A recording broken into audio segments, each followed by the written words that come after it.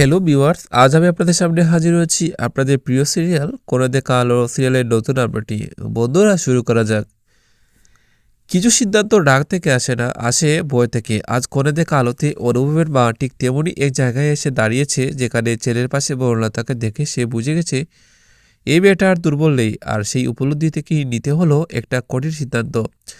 আজকের পর্ব শুরু হয় অনুভব আর বনলতা একসাথে দাঁড়িয়ে থাকা দিয়ে। এই দৃশ্যটাই অনুভবের মায়ের জন্য সবচেয়ে বড় ধাক্কা।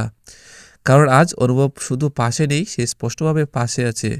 বনলতার চোখে ভয় নেই, আছে শান্ত দৃঢ়তা। এই পরিবর্তন অনুভবের মা এড়িয়ে যেতে পারে না। সে বুঝতে পারে এবার যদি কিছু করতে হয় তাহলে সরাসরি বনলতাকে নয়, ছেলেকে সামনে রেখেই চাল দিতে হবে। ডাইনিং টেবিলে পরিবার একসাথে বসে নীরবতা বাড়ে। হঠাৎ অনুভবের মা বলে ওঠে, আমি একটা সিদ্ধান্ত নিয়েছি। সবাই তাকিয়ে বলে। সে বলে, এই সম্পর্ক নিয়ে আর কোনো আলোচনা নয়। এই কথায় বনলতা অবাক হয়, কিন্তু অনুভব বুঝে এই কথার ভেতরে আরও কিছু লুকানো আছে।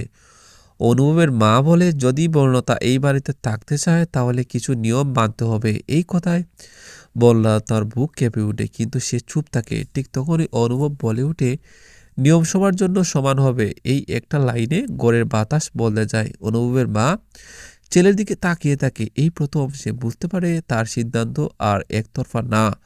সে কঠিন গলায় বলে, ঠিক আছে, কিন্তু তার চোখে পরাজয় নয়, আছে নতুন পরিকল্পনা।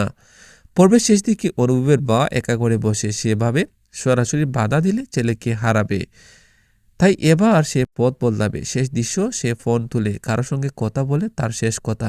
এবার দিনে খেলবে, এই কথাতেই পর্ব শেষ। আজ অনুভবের মা হেরে যায়নি, সে শুধু কৌশল বলতেছে। ছেলের পাশে বনলতা এখন তার চোখে সবচেয়ে বড় চ্যালেঞ্জ।